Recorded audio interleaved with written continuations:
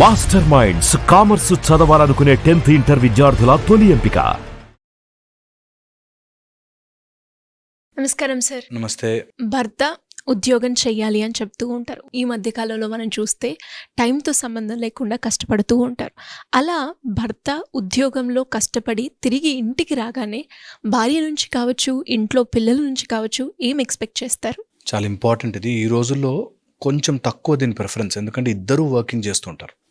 కానీ ఇప్పుడు మనం మాట్లాడుకునే సీన్ ఏంటంటే, ఒకవేళ భార్య ఇంట్లో ఉండి భర్త వర్క్కి వెళ్ళి వస్తూ ఉంటే అనే సిచ్యువేషన్లో చాలా ఎక్స్పెక్ట్ చేస్తాడు.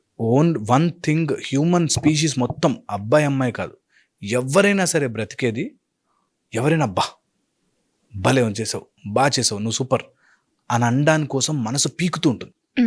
భర్త ఆఫీస్లో ఏదో వర్క్ చేసి ఇంటికి వస్తే ఫస్ట్ థింగ్ చూడాల్సింది భార్య, ఏమో ఫస్ట్ థింగ్ అనుకోవాల్సింది, మా ఆయన గ్రేట్, నో మ్యాటర్ వాట్, ఎన్ని కష్టాలున్నా మా ఆయన గ్రేట్, మా ఆయన అనే ఒక ఫీలింగ్ వచ్చిన రోజున డెఫినెట్లీ లైఫ్ బాగుంటుంది. ఆ ఫ్యామిలీ బాగుండడానికి ఇది ఎవరి సైడ్ అయినా తీసుకోవచ్చు. ఫస్ట్ థింగ్, ఎవరి దగ్గర గెలిచినా గెలవకపోయినా భార్య ముందు భర్త గెలవాలనుకుంటాడు. First thing, he wants to win. Wife కళ్ళలో మాత్రం ఎప్పుడు భర్త పడిపోకూడదు అనుకుంటాడు. So first thing, he expects that appreciation, that నువ్వు ఈరోజు చాలా కష్టపడ్డావు, నువ్వు సూపర్, నువ్వు ఉన్నావు కాబట్టి మేము ఉన్నాం అనేటట్టుగా ఆ ఫీల్ ఇవ్వడం చాలా చాలా ఇంపార్టెంట్. సెకండ్ వచ్చేసి, హీ ఎక్స్పెక్ట్స్ దట్ ఇంటికి రాగానే ప్రశాంతత ఉండాలి. బయట ఎన్ని తిరిగినా, అమ్మో ఇంటికి వస్తే నసరా బాబు అని అనిపించిన మొగుడు ఎప్పుడు ప్రశాంతంగా ఉండలేడు. ఓకే, చాలామంది నాకు వీడియోలో కమెంట్లు పెడుతూ, మరి ఆడవాళ్ళు అలా ఉంటే మగవాళ్ళు ఇలా ఉంటే, నేను చెప్తుంది ఇన్ జనరల్ లాజిక్లో. ఓకే, చాలా ఇంపార్టెంట్ దట్ ఇంటికి రాగానే పీస్ ఆఫ్ మైండ్ ఉండాలి. ఎక్కడికి పోయినా సరే ప్రశాంతంగా ఇంటికి వచ్చి 4 ముద్దలు తిని పడుకోవాలి, నా భార్య దగ్గర ఉండాలి అనే ఫీలింగ్ తెప్పించకపోతే ఎలాంటి మగవాడైనా డిజాస్టర్ అయిపోతాడు. ఓకే, చాలా ఇంపార్టెంట్. థర్డ్ వచ్చేసి, తన కోసం తన భార్య ఉంది అనే ఫీల్ చాలా చాలా ముఖ్యం.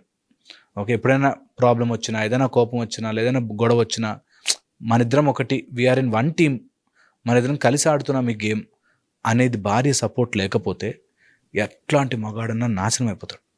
క్లియర్ అది. అందుకోసమే ఎప్పుడు హీ ఎక్స్పెక్ట్స్ దట్ ఏమన్నా కానీ నా భార్య ఉంది, నాకు షీ విల్ సపోర్ట్ మీ. నేను ఎవరికైనా ఏదైనా ఇంటికి వచ్చి నేను అట్లా చేసిన, ఉద్యోగం ఇట్లా చేసిన అని పేకినా నా భార్య వింటుంది, నా భార్య నన్ను సపోర్ట్ చేస్తుంది అనేది చాలా చాలా ముఖ్యమైనది. And fourth, the most important thing వీటన్నిటిలోకి, ఇంటికి రాగానే ఇంత అన్నం వండి పెట్టడం, వాడి ఆకలి చూడడం. అంటే నువ్వు కష్టపడి వస్తున్నావు, ఆర్ నువ్వు పని చేసుకొస్తున్నావు, నువ్వు ఎలాంటి చిన్న పనైనా పెద్ద పనైనా కానీ నీ ఆకలి తీర్చే బాధ్యత నాది, అన్నపూర్ణగా నేను ఇంటిని చూసుకునే బాధ్యత నాది అనేది ఒకటి ఇవ్వాలి. అండ్ ఫిఫ్త్ పాయింట్, ఫ్యామిలీస్కి నిలబడడానికి, ఒక అంటుకోవడానికి ఇటుకల మధ్యలో సిమెంట్ ఎలా అయితే అంటిస్తుందో అలాగా ఒక భార్య ఒక ఫ్యామిలీని అంటిస్తుంది. చెప్పకుండానే హస్బెండ్ ఎక్స్పెక్ట్స్ దట్ ఇల్లు నీట్గా ఉంటుంది, నా భార్య ఉంది, కానీ అప్పచెప్పేస్తే she will take care of it అనే ఒక ధైర్యం వచ్చిన రోజున డెఫినెట్లీ ఆ రిలేషన్షిప్ బాగుంటుంది. ఓకే, అండ్ భర్త ఎక్స్పెక్ట్ చేసే ఇంకొక అతి ముఖ్యమైన పాయింట్ ఏంటంటే, తను నాకు ఇరిటేషన్ కాదు, whatever she's there, she's never in irritation to me, నా ప్రాబ్లమ్స్కి తను కూడా కారణం అవ్వదు అనే భర్త చాలా. అందుకని ఎక్స్పెక్ట్ దట్ ఏదన్నా కానీ నాకు ఫ్రమ్ హర్ సోర్స్ నాకు ప్రాబ్లం రాదు, నా ఫ్యామిలీని వాళ్ళ ఫ్యామిలీని అందరినీ కలిపి చూసుకుంటుంది, she will hold it very well అన్నది చాలా చాలా ఎక్కువగా భర్తలు ఎక్స్పెక్ట్ చేస్తారు.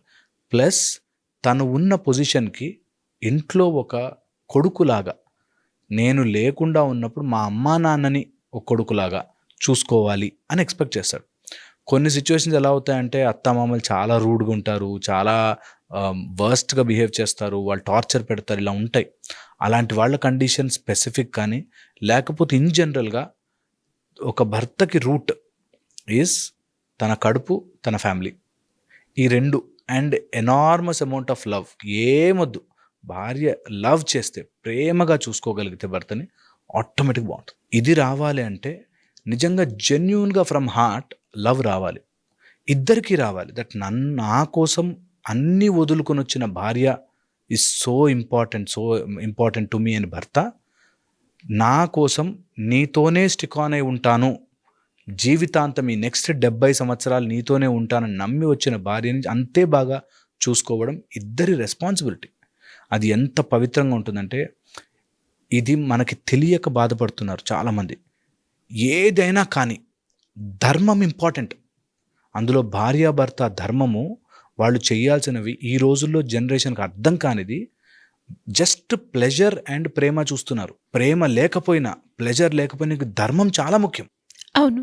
ధర్మముగా ఉండడం అనేది ఎంత ఇంపార్టెంట్ అంటే, ఒక బ్యాడ్ హస్బెండ్ రావచ్చు, బ్యాడ్ వైఫ్ రావచ్చు, బ్యాడ్ పిల్లలు రావచ్చు, ఏదన్నా భార్య భర్త ధర్మాన్ని నిలబెట్టాలి మేము అని అనుకుంటే, ఈ టెంపరీ ప్రేమలు ఉంటాయి చూసా, బయట ప్రేమలు, ఈరోజు నీట్గా రెడీ అయితే ప్రేమ, రెడీ అవ్వకపోతే ప్రేమ లేదు, ఇది ఉండదు.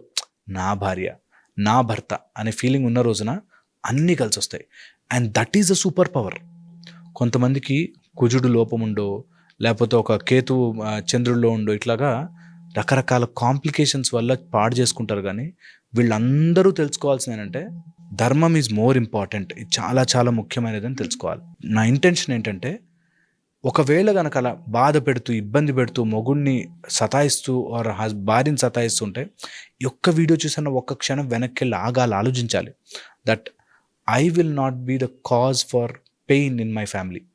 నేను నా ఫ్యామిలీకి పెయిన్ అవ్వను, వాళ్ళు ఎలా అన్నా ఉండని అనేది కనుక నేర్చుకోగలిగితే that will be life changing. ఇప్పుడు ఈ హస్బెండ్ ఇంటికి రాగానే ఆ ఉన్న గొడవలలో చాలామందికి అర్థం కాని కాన్సెప్ట్ టాకింగ్ స్ట్రైట్ అనేది చెయ్యరు. ఇండైరెక్ట్గా మాట్లాడతారు, ఎప్పటివో తీసుకొస్తారు. ఈ ఒక్క లాజిక్ అర్థమైతే ఏ ఫ్యామిలీ అసలు ఇబ్బందులు ఉండవు. They just don't talk straight. ఆ మాత్రం తెలీదా నీకు? ఆ మాత్రం అర్థం కాదా? ఎవరు చెప్పారో తెలీదా? నీకు తెలియకుండానే నువ్వు చేసావా? ఇలా these are so wrong. And ఒక ఫ్యామిలీ నాశనం అయిపోతుంటే చూసి ఆనందించే వాళ్ళు చుట్టుపక్కల నీకు చాలా ఫీడింగ్ ఇస్తారు. ఒక భార్య భర్త సపరేట్ అయిపోతే దానికి ఎంతమంది కారణమై ఉంటుంది తెలుసా? అత్త మామలు ఏదో మాట అంటారు, కజిన్స్లో ఏదో మాట అంటారు, ఈ మాత్రం చేయలేడా నీ కోసం అంటారు. ఇలా అన్ని మధ్యలో పుల్లలు వేసి పాడు చేసేవాళ్ళు చాలామంది ఉంటారు. అందుకోసమే మనం వెరీ వెరీ కేర్ఫుల్గా థర్డ్ పర్సన్ని ఫ్యామిలీలోకి తీసుకురాకూడదు ఎప్పుడు. సో ఒకవేళ ఒక హస్బెండ్ ఇంటికి వచ్చినప్పుడు ఎవరి ఇన్ఫ్లుయెన్స్తోనో నా భార్య మాట్లాడుతోంది అని తెలిస్తే డివాస్టేటింగ్. అది లోపల నలిగిపోతాడు. భార్య ఆర్ భర్త వాట్ ఎవర్, థర్డ్ పర్సన్ ఇన్ఫ్లుయెన్స్తో ఎప్పుడు మాట్లాడకూడదు. నాకు ఇలా అనిపించింది, నేను ఐఎమ్ థింకింగ్ లైక్ దిస్ అని స్ట్రైట్గా మాట్లాడే బుద్ధి కనుక వస్తే అసలు ఎంత బాగుంటుందో ఫ్యామిలీ లైఫ్. నాకు బాధ అనిపించింది, నువ్వు అలా బిహేవ్ చేయడం నాకు నచ్చలే, ఈజ్ టాకింగ్ స్ట్రైట్. అప్పుడు కూడా ఇలాగే చేసావు తెలుసా నువ్వు. ఆ రోజు మరి మీ ఇంటికి వెళ్ళినప్పుడు అవన్నీ సో నాన్ సెన్స్ ఎప్పుడు జరగకూడదు. మాకొచ్చే కాల్స్లో, మాకొచ్చే రిలేషన్షిప్ ఇష్యూస్లో యూ విల్ నాట్ బిలీవ్ అండి, అన్నెసెసరీ విషయాలు ఎప్పుడెప్పుడు. ఆ రోజు రోడ్డు దాటుతుంటే కూడా అలాగే చేసింది, ఆ రోజు ఇలా చేస్తుంటే ఆమె ఇలాగే చేసి, వాడు ఇలాగే చేశాడు. యాక్చువల్గా మీరు అన్నది కూడా కరెక్టే. మీరు ఇంకో ప్రిన్సిపల్ కూడా చెప్పడం జరిగింది, సన్ రైజ్ సన్సెట్ అని. ఓకే, కానీ ఆ కన్వర్జేషన్ పాయింట్ ఆ మూమెంట్లో అవ్వలేదు.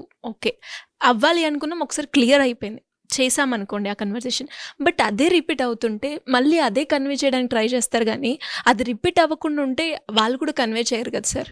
ఇదే అంటున్నా, ఇక్కడ మనసు బాగాలేకపోతే అంటే వాడి ఇంటెన్షనే తప్పనుకో. ఇప్పుడు వాడు తన హస్బెండ్ ఇంటికి వచ్చాడు అంటే వాడు బయట అన్ని పిచ్చి పనులు చేసి ఇంటికి వచ్చి ప్రేమ ఎక్స్పెక్ట్ చేస్తే రాంగ్. ఒకవేళ సిన్సియర్గా ఉన్న వాళ్ళని కూడా మనం దూరం పెట్టకూడదు. మన కోసం మ్యాక్సిమం అందరూ 100% కరెక్ట్ ఉండరు, అందరిలో ఏవో ఒక లోపాలు ఉంటాయి. ఆ లోపాలను మనం తెలుసుకుని కరెక్ట్ చేసే మైండ్ సెట్ని ఫ్యామిలీని అలా స్టిక్ ఆన్ చేసుకుని ఉంచుకోవడం ఒక గొప్ప వరం.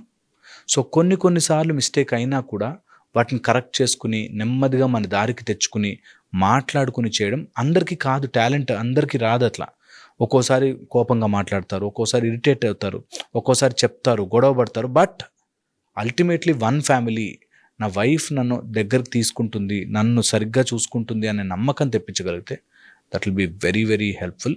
ఇది ఎందుకు చెప్తున్నానంటే, మన దగ్గరకు వచ్చేవాళ్ళు 99% అత్తేదో అంది, మామేదో అంది, అప్పుడేదో ఇవ్వలే, ఇప్పుడేదో ఇవ్వలే, అందుకని నేను ముందు నుంచి ఎప్పుడో, ఇంక ఇప్పుడు గొడవ ఉండదు అసలు. ఇప్పుడు సీన్ ఏంటి, ఇప్పుడు ఏం చేయాలి ఉండదు, అప్పుడెప్పుడో జరిగింది అనే దాంట్లో ఉంటారు. సో ఎప్పుడో విషయాలు తీసుకురావద్దు. Talk straight to the head, face to face మాట్లాడడం నేర్చుకోవాలి.